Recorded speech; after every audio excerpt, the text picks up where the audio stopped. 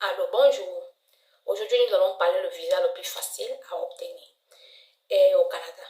Tout d'abord, moi c'est Daniel Nicole, je ne suis pas agent d'immigration, je suis juste là pour compartir mon expérience et aussi, en dehors de mon expérience, ma lecture, parce que j'aime aussi lire, quand je lis, je facilite aussi de vous donner les informations de la lecture dont certaines personnes ont les difficultés de le faire. Et tout d'abord, avant de commencer ceci, je vais d'abord comparer les pays, tant comme les États-Unis et la France, la Belgique, dont les visas sont difficiles à avoir, comparaison au Canada.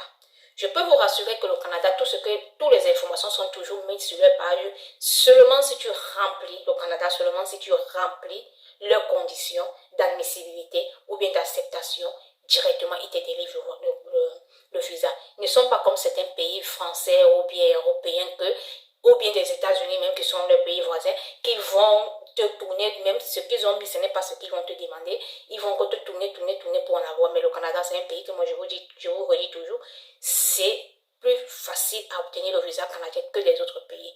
Et mes chers compatriotes, mes chers frères, mes chers continents africains, ou tous ceux qui me suivent, évitez de vous faire arnaquer. Parce que quand je comprends que l'arnaque est encore au Canada, alors que le Canada est le plus facile, libéral et vraiment très ouvert, que toutes les informations, ce que moi-même je vous dis, c'est sur la page du gouvernement, juste que je comprends la précarité de l'Afrique, qu'ils n'ont pas la possibilité de pouvoir être tout le temps sur Internet. Raison pour laquelle les vidéos qui sont restées gravées, que je me concentre à le faire, et c'est, ou bien pour ceux aussi qui ont les difficultés dans la lecture, parce que je le constate depuis que j'ai commencé à faire des vidéos, je trouve qu'un bon nombre de personnes ont un problème, non seulement de la lecture, aussi de la compréhension, malgré leur niveau intellectuel qu'ils disent qu'ils ont des bacs et tout ça. Bon, moi je me demande souvent si franchement les bacs là ont été eu de forme juste ou bien de forme, je ne sais pas.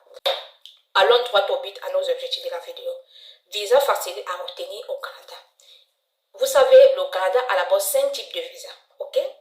Mais parmi les 5 types de visas, il y a 2 visas qui est le plus facile à obtenir et que je le reconseillerais, que franchement c'est le plus facile à obtenir, tel que le visa étudiant et le visa touristique. La différence entre les deux, si tu me demandais de choisir entre les deux, je prends comment je vais te dire le visa d'étudiant, ok? D'abord, pour commencer, l'école n'a pas d'âge dans les Occidents. En allant de 16 à 55 ans, qu'une personne peut émigrer, même si c'est pour étudier, ok?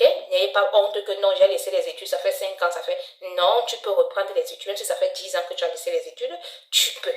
Il y a toujours un moyen, et tout, c'est écrit sur leur page. Et aujourd'hui, le sujet, c'est pour vous donner pour vous faire lumière à la comparaison que je suis en train de vous dire. Distinctement avec aux 2 visas, le visa touristique et le visa d'études. Le visa d'études, moi je le trouve très favorable parce que d'abord il vous permet de travailler en dehors des études, qui est l'éducation qui est la base de votre futur, qui vous permet premièrement d'étudier, ça vous permet aussi de travailler légalement. Et à la fin des études, parce que la plupart des études que le Canada offre comme étudiants étrangers, ce sont des domaines techniques, donc des domaines professionnels.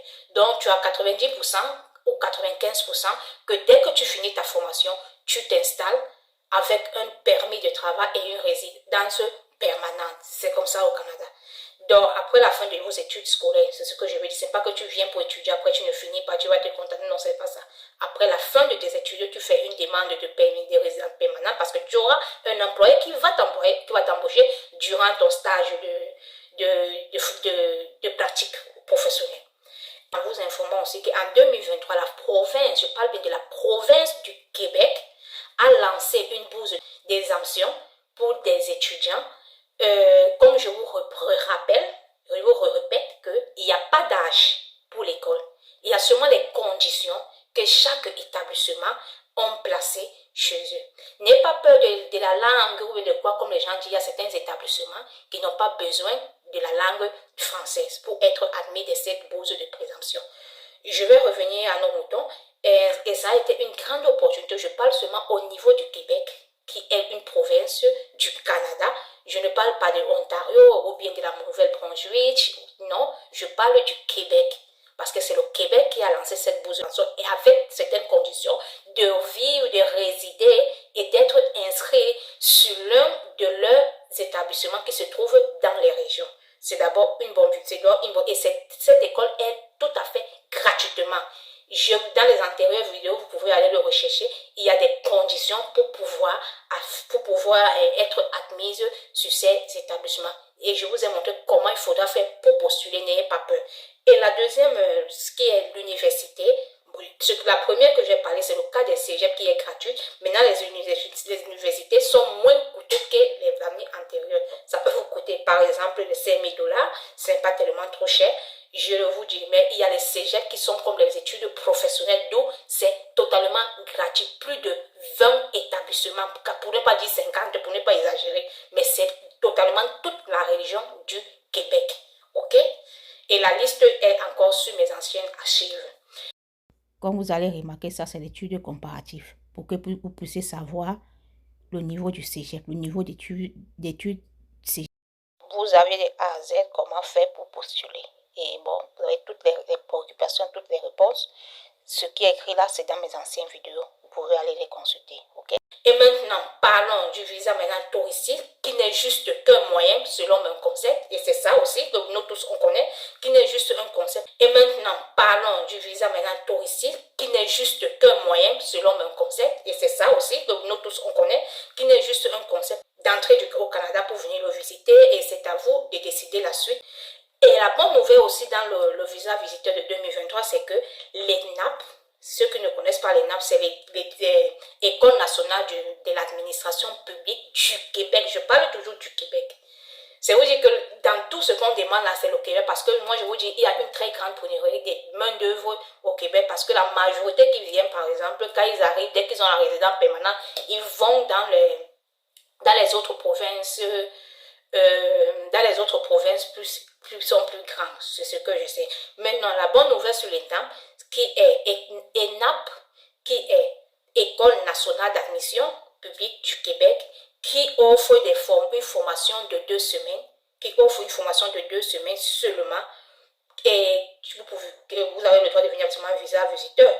Et ce qui se tiendra dans la ville, la première formation va commencer le 5 juin, du 5 juin au 15 juin 2023. Et il y a beaucoup plus de formations. Il y a le programme que je vous l'affiche là. Et pour faire le processus, il y a certaines conditions que vous devez remplir, qui est affiché dans la page, comme vous le voyez, vous l'avez constaté. Le contact email que vous pouvez directement écrire, je vous le laisse. Et pour les autres, le reste des difficultés que vous allez rencontrer, je vais le favoriser pour mes abonnés. Et pour les autres moyens d'entrer au Canada, comme visa, comme je vous avais informé, il y a 5 sortes de visas, tels que la résidence, le visa de résident permanent qui est connu comme l'entrée express, ou des travailleurs qualifiés. Moi, je ne conseillerais pas quelqu'un de le faire au niveau du Québec parce que c'est pas...